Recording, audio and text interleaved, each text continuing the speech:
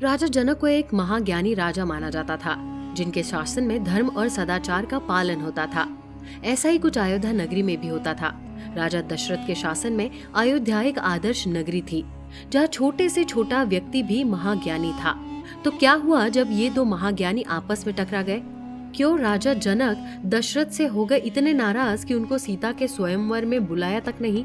क्यों राजा जनक नहीं छोड़ना चाहते थे राजा दशरथ के साथ कोई रिश्ता? ये सब बातें हम जानेंगे आज के वीडियो में, तो वीडियो के अंत तक बने रहे। और अगर आप हमारे चैनल पर नए हैं तो चैनल को सब्सक्राइब करना ना भूले, साथ ही नीचे दिए घंटे के बटन को दबाना ना भूले, ताकि हमारे नए अपडेट्स आपको मिलते रहे। वेद काल से ही हमें राजा जनक के बारे में सुनने को मिलता है और शास्त्रों और महाकाव्यों में जनक राजा का बार बार जिक्र आता है। दरअसल जनक किसी का नाम न होकर एक उपाधि है और इस उपाधि को अलग अलग शासकों द्वारा धारण किया जाता है। पहले राजा जनक का नाम निमि था, जिनके बेटे का नाम था मिथि, जिनके नाम पर इस जगह का नाम मिथिला पड़ा। रामायण के राजा जनक का नाम वाल्मीकि रामायण के अनुसार शीरध्वज था, जिसे महाभारत में धर्मध्वज भी कहा गया है। शीरध्वज का शाब्दिक अर्थ है जिसकी ध्वजा हल है। जनक को कृषि के साथ जोड़कर देखा गया है। सीता भी खेती के दौरान प्राप्त हुई थी। इन्हीं राजा जनक और अयोध्या के नरेश दशरथ में गहरी दोस्ती थी और दोनों अक्सर साथ में शिकार खेलने जाया करते थे। एक बार जब राजा जनक शिकार पर निकले तो शिकार करते करते बहुत दूर निकल गए। तभी उन्हें पास के तालाब से किसी जानवर के पानी पीने की आवाज आई। दशरथ की तरह राजा जनक भी शब्द भेदी बाण चलाना जानते थे।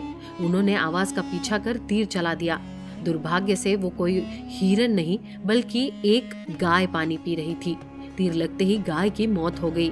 जब राजा जनक ने देखा कि उनके हाथों एक गाय की मौत हो गई है तो उन पर गो हत्या का पाप लग गया। वो काफी डर गए।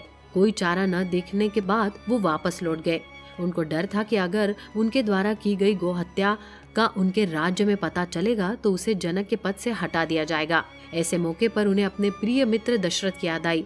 उनको विश्वास था कि दशरथ जैसा महाज्ञानी जरूर उनकी समस्या को सुलझा देगा। जनक तुरंत अयोध्या की ओर चले गए, पर वहां पहुंचने पर जब उनकी आने की सूचना दशरथ को दी गई तो राजा दशरथ ने कहला भेजा कि वो काफी व्यस्त है और कुछ समय के लिए किसी के सामने नहीं जा सकते। जब ये कई बार हुआ तो आखिर में दशरथ ने कहा कि वो चाहे तो अपनी समस्या किसी भी व्यक्ति को बता सकते हैं। अयोध्या में सब महाज्ञानी लोग हैं। राजा जनक को लगा कि राजा दशरथ उनका अपमान कर रहे हैं, पर उसे अयोध्या राज्य के बारे में ये तो पता था कि अयोध्या नगरी में विद्वानों की कोई कमी नहीं थी। यहाँ के छोटे से छोटे पद पर बैठा व्यक्ति भी वेदों और वेदांगों की जानकारी रखता था और बड़े बड़े ऋषि मुनियों से शस्त्रार्थ कर सकता था। राजा जनक रुककर इंतजार करने लगे कि राजा दशरथ उनकी सहायता के लिए किसी को भेजेंगे। कुछ ही देर बाद वहाँ एक आदमी पहुंचा। दिखने में बेहद साधारण लग रहा था, पर उसने राजा जनक से कहा कि वो उनकी समस्या के बारे में जानते हैं और उसे दूर कर देंगे। पहले तो राजा जनक को उस पर विश्वास नहीं हुआ, पर जब उसने बताया कि उसे राजा दशरथ ने भेजा है तो राजा जनक मान गए। वो दोनों साथ में उसी जंगल में गए जहाँ गाय की मौत हुई थी। काफी दूर जाने के बाद उन्हें वो जगह मिली जहाँ गाय मृत पड़ी थी। वो व्यक्ति घोड़े से उतरा और उसने गाय को हाथ लगाया। उसके हाथ लगाते ही गाय वापस जिंदा हो गई। राजा जनक ये सब देखकर अचंभित हो गए। उन्होंने व्यक्ति को प्रणाम किया और उनसे कहा कि आप मेरे नगर में कुल पुरोहित बनना स्वीकार करेंगे। तब उस व्यक्ति ने बताया कि वो कोई ऋषि नहीं है बल्कि अयोध्या समस्या का समाधान करते हैं। राजा जनक ये सुनकर लज्जित महसूस करने लगे। उन्हें लगा कि राजा दशरथ ने उनके लिए एक सफाई कर्मचारी को नियुक्त किया है। वो कुछ पल के लिए ये भूल गए कि अयोध्या नगरी इतनी आदर्श थी कि यहाँ कोई गरीब नहीं था और कोई अमीर भी नहीं था। सब धन में बराबर थे। कोई अशिक्षित नहीं था और कोई एक महापंडित भी नहीं था, क्योंकि यहाँ सब ज्ञान में सभी बराबर थे।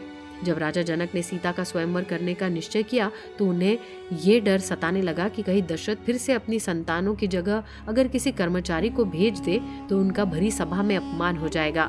ये सोचकर राजा जनक ने अयोध्या को सीता के स्वयंवर का निमंत्रण नहीं भेजा, पर ये नियति ही थी कि ऋषि वशिष्ठ के साथ श्री राम और लक्ष्मण जब ताड़का का वध करने गए तो उसके बाद ऋषि उन्हें लेकर सीता के स्वयंवर में पहुंच गए। जब स्वयंवर में उपस्थित कोई भी राजा शिव धनुष पर प्रत्यंचा लगाने में असफल रहा तो श्री राम ने सहज ही धनुष को उठाकर उस पर प्रत्यंचा चढ़ा दी और स्वयंवर में जीत हासिल की।